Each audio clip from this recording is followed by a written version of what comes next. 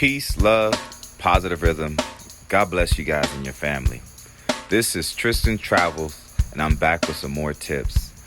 Today, I'm going to be showing you how to use Google Maps offline. So what you like to do is open up your Google Maps. Then you're going to click on your profile, which is on the top right-hand side where you see my face. It's going to give you a drop-down menu.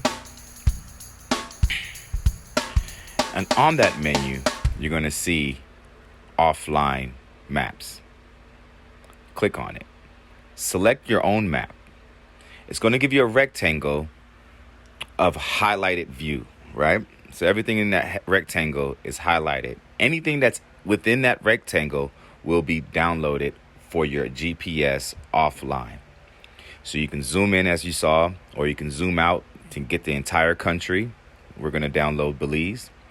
And by the time I actually finish this video with you guys, the map is actually already downloaded in my profile. So now I have access to my GPS routes offline, meaning bus routes, train routes, and so much more if you're driving and walking too as well, right? And that's very helpful if you're looking for food, if you're looking for train stations, if you're looking for different rest spots or whatever, gas and things like that. It's going to be saved into your offline maps. As you saw, I changed the title to it to Belize.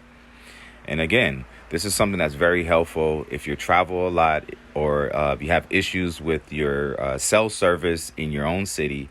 It's fine to have it in your profile, so that way it has your phone has a reference of maps that it's already downloaded. I hope you guys found this video helpful.